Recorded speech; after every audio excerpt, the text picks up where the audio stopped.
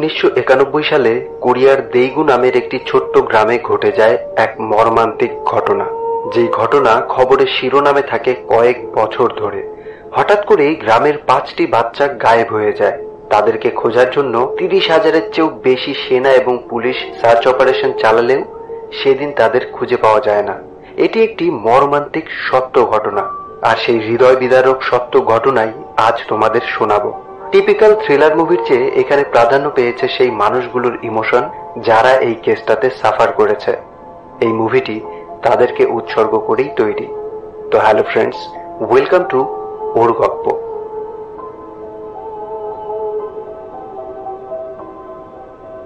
ঘটনা শুরু হয় 1991 সালের মার্চের 26 তারিখ। দেইগু নামের এই গ্রামে আজ ইলেকশন। এই কারণেই আজ সমস্ত স্কুল কলেজ বন্ধ রয়েছে। এই ছুটির দিনেই 5 জন প্রাইমারি স্কুল পড়ুয়া বাচ্চা খেলতে যায় তাদের বাড়ির পাশের একটি পাহাড়ে। তারা সবাই আজ অনেক খুশি।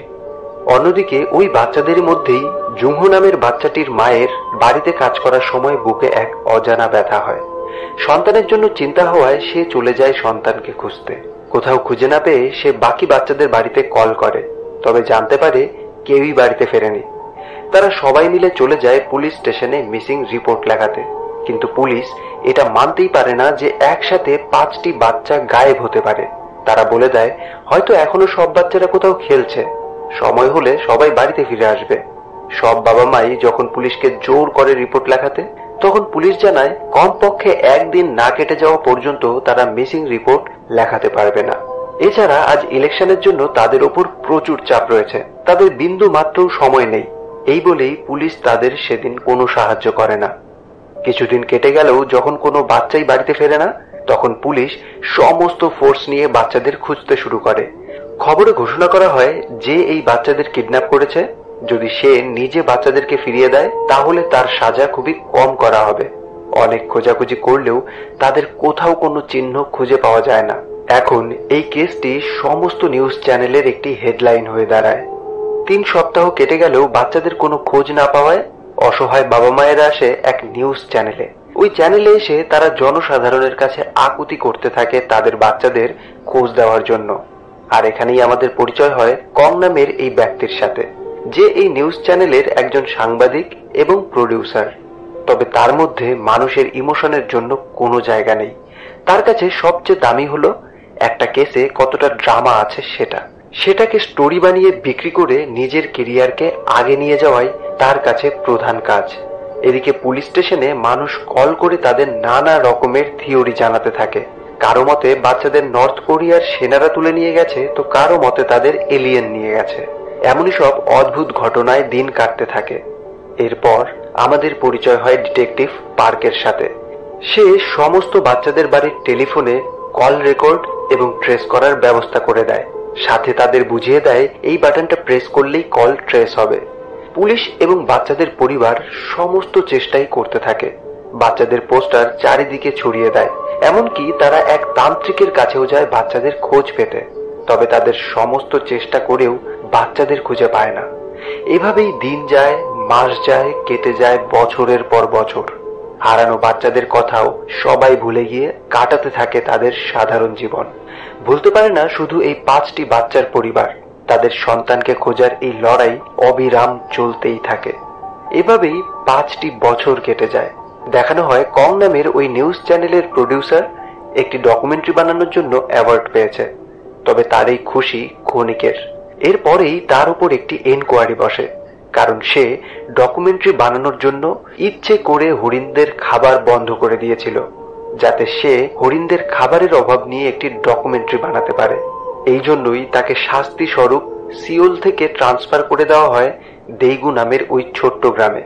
এদিকে এতদিন পরেও পুলিশের কাছে অনেক খোঁজ আসে। এখন খোঁজ এসেছে এই লেকে নাকি বাচ্চাদের দেহ রয়েছে, তাই পুলিশ সেই জলাশয়ে ওই বাচ্চাদের দেহ খোঁজার সমস্ত চেষ্টাই করে, কিন্তু এবারও কোনো লাভ হয় না। রাতে যখন কং তার সহকর্মীদের সাথে ডিনার করছিল, তখন সে বলে ওঠে অনেক বছর কেটে গেছে, তবুও পুলিশ কেন বৃথা চেষ্টা করছে। এই কেসের মধ্যে তো তেমন কোনো গল্পও নেই, কোনো ড্রামা নেই, যার জন্য গল্পটাকে মনে রাখতে হবে। এই কথা শুনে তার বস রেগে যায়। তাকে বলে এই কথাটা ওই 5টি পরিবারকে বলতে পারবে তুমি? কং এর এমন নির্দয়তা দেখে তার বস সত্যি প্রচন্ড রেগে যায়। পরদিন যখন কং সমস্ত রেকর্ড চেক করছিল, তখন তার চোখে পড়ে ওই নিখোঁজ বাচ্চাদের নিউজ ফাইল।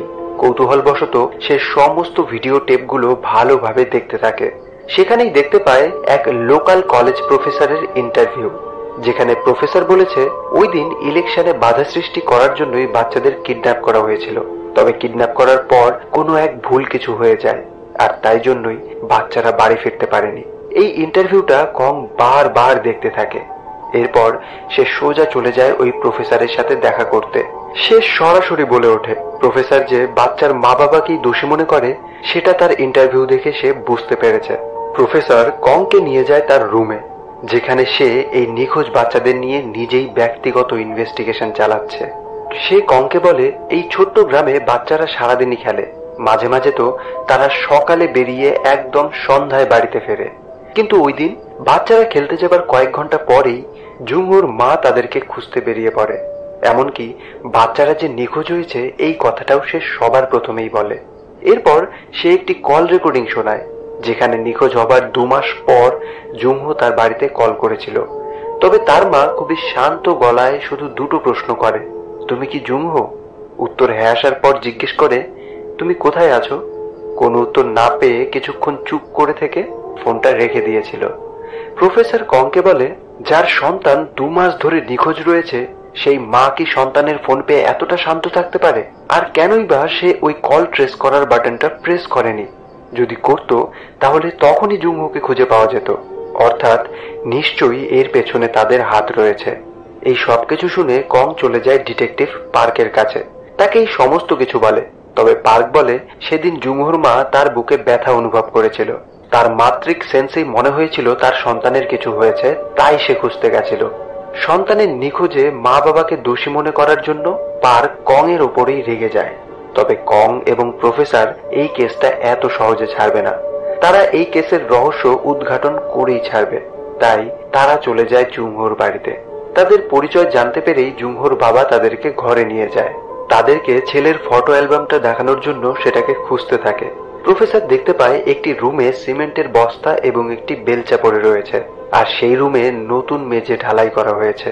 ঠিক এই সময়েই জুংহোর গ্র্যান্ডমা এসে তাদেরকে অদ্ভুত ইশারা করতে থাকে জুংহোর বাবাকে দেখিয়ে। জুংহোর বাবা এটা দেখলে গ্র্যান্ডমাকে ঘরে যেতে বলে। এরপর প্রফেসর তাকে জিজ্ঞেস করে সেদিন কেন তারা কলটা ট্রেস করেনি। জুংহোর বাবা বলে ফোন ট্রেস করার জন্য বাটনটাকে হাত দিয়ে প্রেস করতে হতো। তবে জুংহোর মা রিসিভার দিয়ে সেটাকে প্রেস করতে চেয়েছিল, আর হয়তো সেটা স্লিপ হয়ে যাওয়ায় বাটনটা প্রেস হয়নি, আর এই জন্য তারা আজ পর্যন্ত রিগ্রেট করছে। পাশের রুমে বসে জুংহোর মা নিজের কাজই করছিল। সে খুবই হতাশ হয়ে আছে।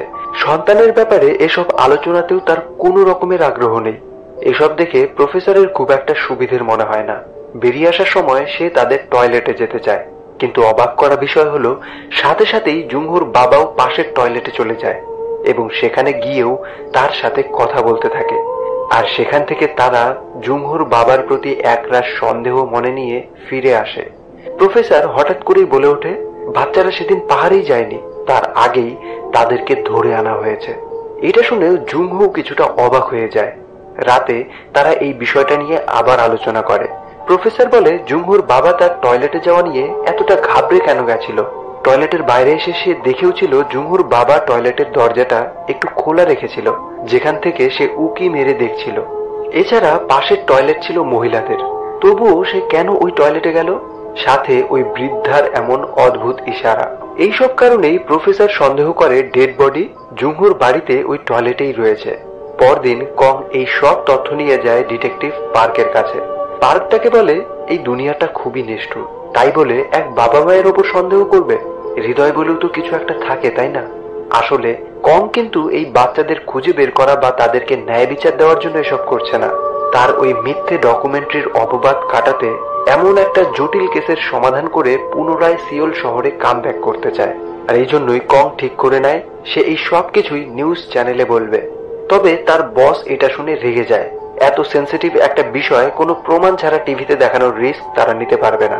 তবে কং নিজে দায়িত্ব নিয়ে এই ইন্টারভিউয়ের ব্যবস্থা করে, যেখানে প্রফেসর জুংহোর বাবাকে অপরাধীর মতো প্রশ্ন জিজ্ঞেসই করতে থাকে। জুমুর বাবা রেগে সেখান থেকে চলে যেতে চাইলে প্রফেসর বলে ওঠে সে জানে টয়লেটেই ওই বাচ্চাদের বডি রয়েছে। এই কথা শুনে জুমুর বাবা নিজেকে শান্ত রাখতে পারে না। প্রফেসরকে চড় মেরে বলে, তোমাদের যা ইচ্ছে তাই করতে পারো, তবে যদি তোমাদের সন্দেহ ভুল প্রমাণিত হয় তাহলে তার ফল কিন্তু ভালো হবে না। এরপর প্রফেসর সমস্ত সরকারি অফিসারদের তার সমস্ত থিওরি এবং ইনভেস্টিগেশন জানায়। ঠিক হয় জুমহুর বাড়িতেই সার্চ অপারেশন চালানো হবে। এত বছর পর নিখোঁজ 5টি ছেলের দেহ পাওয়া যাবে শুনেই সমস্ত মিডিয়া এবং গ্রামবাসীরা সেখানে এসে পৌঁছায়। প্রফেসর এবং কং অনেক চিন্তায় আছে তাদের এত বড় একটা পদক্ষেপ নেবার জন্য, তবে ডিটেকটিভ পার্ক এখনো এর বিরুদ্ধেই রয়েছে। এরপর খোদাই শুরু হয়। প্রথমে সার্চ করা হয় ওই টয়লেটে। সেখানে কিছুটা সময় খোঁজার পর একটি জুতো পাওয়া যায়। সবাই খুবই অবাক চোখে এটা দেখতে থাকে আর জুমহুর বাবা মা অসহায় হয়ে বসে থাকে ঘরে। কিন্তু দেখা যায় এটা আসলে একটা মেয়ের জুতো। এরপর ওই ঘরেও খোদাই করা হয় যেখানে নতুন মেঝে ঢালাই করা হয়েছে। পুলিশ সমস্ত কিছু ভাঙচুর করে মাটি খুঁড়েও কোনো প্রমাণ খুঁজে পায় না। তারা ব্যর্থ হয়ে চলে যাবার সময় প্রফেসর ওই বৃদ্ধাকে ডেকে ইশারা করতে বলে যেটা সেদিন সে করেছিল। তবে আজ ওই বৃদ্ধা একই ইশারা প্রফেসরকে দেখিয়ে করতে থাকে। গ্রামবাসীরা বলতে থাকে এই বৃদ্ধা ছেলেগুলো নিখোঁজ হবার আগে থেকেই এমন আচরণ করত। আসলে এই বৃদ্ধা সম্পূর্ণ মানসিক সুস্থ নয়। আর এমন অসহায় বাবা মায়ের বাড়িতে এমন সার্চ অপারেশন চালানোর জন্য সমস্ত গ্রামবাসীরা এই প্রফেসরের ওপরই চড়াও হয়ে ওঠে। ঘটনা শান্ত করতে পুলিশ কোনোভাবে সেখান থেকে তাকে বের করে নিয়ে আসে। কং পুরোপুরি ভেঙে পড়ে, বুঝতে পারে তারা কত বড় ভুল কাজটি করেছে। আর এই ভুলের মাসুল দিতেই কং তার রেজিগনেশন লেটার জমা করে চাকরি থেকে ইস্তফা দিয়ে দেয়। কিন্তু প্রফেসর এখনো তাকে ফোন করে বলে জুমহুর বাবাই দোষী, সে হয়তো ওই বডিগুলোকে সরিয়ে ফেলেছে। কিন্তু কং তার কোনো কথাই শুনতে চায় না। ওই সন্তানহারা বাবা মায়ের চোখের দিকে তাকিয়ে সে ভালো করেই বুঝে গেছে সে কত বড় ভুল করেছিল। এদিকে রাতে জুমহুর বাবা সন্তানের ছবি হাতে নিয়ে নির্জীব হয়ে বসে থাকে বারান্দায়। জুমহুর মা এসে বলে যা হলো তা ভালোই হলো, এখন আর কেউ তাদের সন্দেহর চোখে দেখবে না। জুমহুর বাবা বলে মানুষ তাদেরকে সন্দেহ করছে কিনা সেটা নিয়ে সে বিন্দুমাত্রও ভাবে না, শুধু এটাই ভাবছে এখন সবাই ধরেই নিয়েছে জুমহু বেঁচে নেই। একজন মানুষও মনে করে না জুমহু বেঁচে আছে। অসহায় এই বাবা বুক ফাটা চিৎকার করে কান্না করতে থাকে এই একটা কথা ভেবেই। 2001 সাল। 5টি ছেলে নিখোঁজ হয়েছে আজ 10 বছর হয়ে গেছে। জুমহুর বাবা তার বন্ধুকে খুবই করুণ গলায় বলতে থাকে আজ যদি রাস্তায় সে নিজের ছেলেকে দেখতেও পায় তবুও তো সে তাকে চিনতে পারবে না। সে রোজ স্বপ্নে তার ছেলেকে দেখতে পায় যে বড় হয়েছে, তবে তাকে চিনতে না পারার জন্য ছেলে তার উপর প্রচুর রেগে আছে। এই কথাগুলো বলে দুই অভাগা বাবা হাসতে থাকলেও এই হাসিতে যে কতটা কষ্ট লুকিয়েছিল তা কল্পনার বাইরে। এরই কিছুদিন পর জুমহুর বাবার মৃত্যু হয়ে যায়। নিখোঁজ সন্তানের মা এখন স্বামীকেও হারিয়ে ফেলেছে। তার কষ্টের যেন কোনো সীমানাই নেই। এভাবেই আরো কয়েকদিন কেটে যায়। টাইফুন ঝড়ের কারণে প্রচুর বৃষ্টিতে পাহাড়ে ধস নামে, যা পুরো টিভি নিউজ চ্যানেলে দেখানো হয়। ঝড় শান্ত হয়ে যায়। একের পর এক আরো কিছুদিন কেটে যায়। দুজন ব্যক্তি পাহাড়ে ঘুরতে গিয়েই খুঁজে পায় এক মানুষের মাথার খুলে। সাথে সাথেই সেখানে এসে পৌঁছায় পুলিশের টিম। আর এত বছর পর নিখোঁজ বাচ্চাদের মৃতদেহ খুঁজে পাওয়ায় খবর করার জন্য কংকেও সেখানে পাঠানো হয়। এক এক করে সেখান থেকে বের করা হয় 5টি অসহায় ছেলের ডেড বডির অংশাবশেষ। বাচ্চাদের জামা কাপড় দেখে বাবা মায়েরা শনাক্ত করতে পারে এগুলো তাদেরই সন্তান। সমস্ত মা বাবা তাদের সন্তানের এই অবস্থা দেখে কান্নায় ভেঙে পড়ে। কোন রকমের ফরেন্সিক রিপোর্ট ছাড়াই অন স্পট পুলিশ সাংবাদিকদের বলতে থাকে হাইপোথার্মিয়ার কারণেই বাচ্চারা এখানে মারা গেছে। তবে এইসব কথা শুনে সমস্ত লোক পুলিশের ওপর চড়াও হয়ে ওঠে। তারা পুলিশকেই দোষারোপ করতে থাকে কেন তাদের খুঁজে বের করতে পারেনি। রাতে এখানে কংকে দেখে এক মা তাকে বলতে থাকে এখান থেকে চলে যেতে। সে কেন এখানে এসেছে? তার জন্যই জুমহুর বাবা মারা গেছে, আর মারা গিয়ে বাচ্চাদেরকে তাদের কাছে পাঠিয়েছে এই টাইফুনের মাধ্যমে। তবে কং কিছু বলতে পারে না, শুধুমাত্র জুমহুর মায়ের দিকে এক দৃষ্টে তাকিয়ে থাকে, যে মায়ের আজ কষ্টে বুক ফেটে গেলেও মুখে কিছু আনতে পারে না। এরপর ওই প্রফেসরও কং এর কাছে আসে, তাকে বলতে থাকে এই জায়গায় এতবার সার্চ করেও কেন বডি পাওয়া যায়নি, কারণ বডি এখানে ছিলই না। জুমহুর বাড়িতে সার্চ অপারেশন চালানোর আগেই জুমহুর বাবা বডিগুলোকে এখানে এনেছিল। এই কথা শুনে কং তাকে এক ঘুষি মেরে বলে জুংহোর বাবা মারা গেছে আর তার এই অবসেশন এখন বন্ধ করতে। তবে প্রফেসরও রেগে যায়, কারণ এই কেসটার জন্যই সে তার চাকরি, ফ্যামিলি, সম্মান সমস্ত কিছু হারিয়েছে। তবে কং তার কোনো কথা না শুনে সেখান থেকে চলে যায়। সে নিজেকে শান্ত রাখতে পারছিল না, তাই সে চলে আসে ফরেন্সিক অফিসে এটা জানার জন্য যে এই বাচ্চাদের মার্ডার হয়েছিল কিনা। ডক্টর যখন বুঝতে পারে কংই সেই ব্যক্তি যে জুংহোর বাবাকে সন্দেহ করেছিল, তখন তাকে ঘরে নিয়ে গিয়ে সমস্ত কিছু দেখায়। ডক্টর জানায় তাদের মাথা জ্যাকেট দিয়ে এবং পাগুলো প্যান্ট দিয়ে বাঁধা ছিল, আর সেগুলো বাঁধা ছিল স্কোয়ার নটে, যা সাধারণত সেলররা ইউজ করে। এই ধরনের বাঁধন খুবই শক্ত হয়, তবে খুব সহজে খুলেও ফেলা যায়। এরপর তাকে দেখায় বাচ্চাদের মাথায় অনেকগুলো ছোট ছোট আঘাতের চিহ্ন, যা খুবই ছোট এবং তীক্ষ্ণ হাতিয়ার দিয়ে করা হয়েছে। যে ধরনের হাতিয়ার সম্পর্কে তাদের কোনো আইডিয়াই নেই। তারা বুঝতে পারে খুনি একজন সাইকোপ্যাথ, যে বাচ্চাদের এমন বারবার আঘাত করে তাদের রক্ত দেখে, যন্ত্রণা দেখে নিজে শান্তি পাচ্ছিল। কং একদমই নির্বাক হয়ে যায়। এরপর সে চলে আসে ডিটেকটিভ পার্কের সাথে দেখা করতে। তাকে সরাসরি জিজ্ঞেস করে কে করেছে এই খুন। ডিটেকটিভ পার্ক জানায় এই গ্রামের বা বাচ্চাদের ফ্যামিলিদের মধ্যে কেউ করেনি। এক উইটনেসের কাছ থেকে জানতে পেরেছিল সেদিন বাচ্চাদের পকেটে কিছু জিনিস ছিল। পার্কের মতে হয়তো সেগুলো ব্রেড বা কুকিজ ছিল। তবে বাচ্চাদের ফ্যামিলি জানিয়েছে তাদের কাছে কোনো টাকা ছিল না, অর্থাৎ খুনি বাচ্চাদেরকে আগেই টাকা দিয়েছিল পাহাড়ে তার সাথে দেখা করতে। অর্থাৎ বাচ্চারা খুনিকে আগে থেকেই জানতো, আর খুনি এই পাহাড়কেও খুব ভালো করেই চিনত। কং পার্ককে বলে তুমি নিশ্চয়ই আরো বেশি কিছু জানো, প্লিজ আমাকে বলতে পারো, এগুলো অফ দ্য রেকর্ড থাকবে। তখন পার্ক তাকে বলে জুংহোর বাড়িতে যেদিন সার্চ অপারেশন চলেছিল সেদিন রাতে ওই পাহাড়ের থেকে ঘুরে আসার সময় জুংহোর বাড়ির সামনে সে একটি গাড়ি দেখতে পায়। গাড়ির নম্বরটি নোট করে সে যখন চালককে গাড়ি থেকে নামতে বলে, তখন চালক ভয়ে সেখান থেকে পালিয়ে যায়। পরদিন যখন পার্ক ওই নম্বর অনুযায়ী চালককে ডেকে পাঠায়, তখন সে নির্দোষ বলে দাবি করে আর জানায় ওই দিন সে গ্রামেই ছিল না, তার কাছে সেটার প্রমাণও রয়েছে। পার্ক একদমই শিওর ছিল যে ওই লোকটাই আসল খুনি। তার ইচ্ছে করছিল ওই লোককে ঠিক একইভাবে মারতে যেভাবে সে বাচ্চাদেরকে মেরেছে, তবে তার হাত পা আইনের শিকল দিয়ে বাঁধা। প্রমাণ না থাকায় লোকটিকে ছেড়ে দিতে হয়েছিল তাকে। আর এখন তো স্ট্যাচু অফ লিমিটেশনও এক্সপায়ার হয়ে গেছে। এসব শুনেই কং ওই পাহাড়ে যায়। ওই ক্রাইম সিনে গিয়ে নিজের মুখ বেঁধে সেখানে শুয়ে বাচ্চাদের উপর করার সমস্ত অত্যাচারের কথা ভাবতে থাকে সেদিন খুনি কেন জুংহোদের বাড়িতে গেছিল। হয়তো খুনি প্রতি বছর ওই বাচ্চাদের বাড়িতে এবং পাহাড়ে এসেছে চেক করতে, হয়তো প্রতি মাসে বা প্রতিদিনই সে আসতো এই পাহাড়ে। সে ভাবতে থাকে একজন লোক একসাথে কিভাবে 5টি বাচ্চাকে খুন করতে পারে। এর সাথেই দেখানো হয় কিভাবে খুনির সমস্ত বডিগুলোকে টেনে টেনে নিয়ে কবর দিয়েছিল, কিভাবে এই জায়গাতে একটা পাথর রেখে চিহ্নও করেছিল কবরস্থানের। এই সব কিছু ভাবতে ভাবতেই তার সময় কাটে। কিছুদিন পর ডিটেকটিভ পার্ক খুনির স্কেচ সহ তার গাড়ির নম্বরটাও কংকে পাঠায়, আর কং ওই নম্বর প্লেট অনুযায়ী সেই ঠিকানায় চলে যায় যেখানে খুনি বসবাস করে। তার ঘরে গিয়ে দেখতে পায় এখানে বাচ্চাদের জিনিস দিয়ে ভর্তি একটি ড্রয়ার, আর সেখানে খুনির একটি ছবিও পায়। পাশেই পড়ে থাকা অনেকগুলো বই, যেগুলোকে ওই স্কোয়ার নট দিয়েই বাঁধা ছিল। সে শিওর হয়ে যায় এই ব্যক্তি আসল খুনি। এই ব্যক্তির ওপর নজর রাখার জন্যই সে তার গাড়িতে বসেই অপেক্ষা করছিল। তবে এক সময় অপেক্ষা করতে করতে সে ঘুমিয়ে পড়ে। অন্যদিকে নিউজে দেখানো হয় 2টো বাচ্চার নিখোঁজ হবার খবর, অর্থাৎ হয়তো এই খুনি আবারও 2 বাচ্চার খুন করেছে।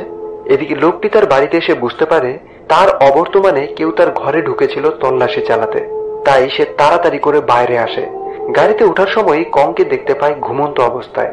কং এর গাড়িতে তার স্কেচ এবং গাড়ির নম্বরটি দেখে স্পষ্টই বুঝে যায় কংই তার রুমে তদন্ত করেছে, তাই জন্যই সে তার গাড়ির নম্বর প্লেটটির ছবি তুলে নেয়।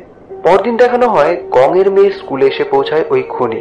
এর কিছুক্ষণ পরেই তার স্ত্রী কল করে কংকে জানায় তাদের মেয়েকে খুঁজে পাওয়া যাচ্ছে না। তারা পাগলের মতো স্কুলের চারপাশে মেয়েকে খুঁজতে থাকে, তবে কোথাও খুঁজে পায় না।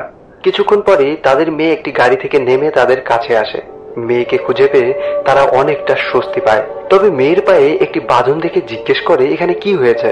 তাদের মেয়ে জানায় খেলতে গিয়ে ব্যথা পেলে একটি লোক এটা তাকে বেঁধে দিয়েছে। কং বাঁধনটি খুললে দেখতে পায় এটি স্কোয়ার নটে বাঁধা। আর সে ভালো করেই বুঝতে পারে ওই সাসপেক্ট, ওই লোক এই বাঁধনের মাধ্যমেই তাকে হুমকি দিয়ে গেছে তার পেছনে ইনভেস্টিগেশন না করার জন্য। কং সাথে সাথে গাড়ি নিয়ে বেরিয়ে পড়ে ওই লোককে খোঁজার উদ্দেশ্যেই। তবে হঠাৎ রাস্তায় ওই লোককে গাড়ি নিয়ে যেতে দেখে সে ওই গাড়ির পিছু করতে থাকে। ওই গাড়ির পিছু করতে করতে সে এসে পৌঁছায় এক কসাইখানায়। সেখানে এসেই এক কর্মচারীর কাছে জানতে পারে ওই লোকটি এখানে কসাইয়ের কাজ করে। ওই কর্মচারী কংকে লোকটির অফিসে নিয়ে গেলে দেখতে পায় সেখানে বিভিন্ন রকমের হাতিয়ার রয়েছে, যা দিয়ে সে এখানে পশুদের হত্যা করে। তখনই কং এর নজরে পড়ে টেবিলের উপর হওয়া অনেক ছোট ছোট চিহ্ন, যা হুবহু বাচ্চাদের মাথার খুলিতে থাকা আঘাতের চিহ্নর মতো। আর সে বুঝতে পায় ওই লোকটি আসল খুনি, যে তার এই হাতিয়ার দিয়ে ওই বাচ্চাদের খুন করেছে। কং ওই লোকের সামনে যায়, দেখতে পায় লোকটি তার হাতিয়ার দিয়ে একটি গরুকে হত্যা করতে যাচ্ছে। কং তাকে ডাকলেও লোকটি তার কথা উপেক্ষা করে তার সামনেই নির্মম ভাবে ওই অবলা পশুর মাথায় আঘাত করে করে তাকে মেরে ফেলে, যার রক্ত তার পুরো মুখে ছেটানো। কং তার চোখের এই শীতল চাউনি দেখে খুব ভালোভাবেই বুঝতে পারে এমন চাউনি কোনো সাধারণ মানুষের, কোনো সুস্থ মানুষের হতে পারে না। এই লোকই আসলে খুনি। সে ওই লোককে সরাসরি জিজ্ঞেস করে, এইভাবেই তুমি ওই বাচ্চাদেরকে মেরে ফেলেছো, তাই না? আর বাচ্চাদেরকে মারার জন্যই তুমি এই পশুদেরকে মারার কাজ নিয়েছ, কারণ রক্ত না দেখলে তোমার ঘুম আসে না, রক্ত না দেখলে তুমি শান্তি পাও না। লোকটি এক ভয়ানক হাসি হেসে তাকে বলে, হ্যাঁ। এই কথা শুনেই কং রেগে গিয়ে তাকে মারতে চায়, তবে ওই লোকের সাথে সে পেরে ওঠে না। লোকটির চাউনি যেন যে কোনো মানুষের আত্মা কাঁপিয়ে দিতে পারে। সে কংকে মাটিতে ফেলে তার গলা চেপে ধরে, আর কং তবুও বারবার তাকে বলতে থাকে, তুমি ওই বাচ্চাদেরকে মেরেছো, তাই না? আমি জানি তুমি সেই বাচ্চাদেরকে মেরেছো। লোকটি তাকে জিজ্ঞেস করে, তোমার কাছে কোনো প্রমাণ আছে? কং এর কোনো জবাব দিতে পারে না। লোকটি যখন বুঝতে পারে কং এর কাছে কোনো প্রমাণ নেই, সে কংকে ছেড়ে দিয়ে সেখান থেকে শান্ত হয়ে আপন মনে হেঁটে হেঁটে চলে যায়। আর কং এত কিছু জানার পরেও কোনো কিচ্ছু করতে পারে না, ঠিক যেমন পার্কও অসহায় হয়ে এই লোককে ছেড়ে দিয়েছিল। আজ 2002 সালের 12 নভেম্বর সমস্ত বাচ্চাদের পরিবারকে ডেকে পাঠানো হয় বাচ্চাদের দেহের অংশাবশেষ পরিবারের হাতে তুলে দেওয়ার জন্য। সমস্ত বাবা মায়েরা প্রচুর ভেঙে পড়ে, বুক ফেটে যাচ্ছে, তারা চিৎকার করে কান্না করছে। আর এই দৃশ্যটা খুবই হৃদয় বিদারক ছিল। কং যখন জুংহোর মায়ের কাছে যায় তাদেরকে সন্দেহ করার জন্য ক্ষমা চাইতে, তখন জুংহোর মা বলে এতে তাদের কোনো দোষ নেই। আর এখানে জুংহোর মা সেই দিনের ঘটনার কথা বলে। বাচ্চাদের নিখোঁজ হওয়ার 2 মাস পর জুংহোর নাম করে যে কলটি এসেছিল সেটা আসলে একটা প্র্যাঙ্ক কল ছিল। জুংহোর মা খুব ভালোভাবে বুঝতে পেরেছিল এটা অন্য একটা ছেলে, তাই জন্যই সেই দিন অমন শান্ত গলায় কথা বলেছে। তবে কলটি প্র্যাঙ্ক হলেও জুংহোর বাবার সাথে মিলে সে পুলিশকে জানায় এটা জুংহোই ছিল, কারণ সবাই এই নিখোঁজ বাচ্চাদের কথা, জুংহোদের কথা ভুলেই গেছিল। তারা ভেবেছিল হয়তো এই কলটা জুংহো করেছে বললে পুলিশ তাদের বাচ্চাকে খুঁজতে তৎপর হবে, আরো বেশি বেশি করে তার তদন্ত চালাবে। তাই জন্যই ওই প্র্যাঙ্ক কলটিকেও তারা জুংহোর কল বলে পুলিশকে জানিয়েছিল। ঠিক এই একই কারণে প্রফেসর এবং কং তাদের উপর সন্দেহ করেছিল। এই বলেই জুংহোর মা প্রচুর কান্না করতে থাকে, কান্নায় একদমই ভেঙে পড়ে।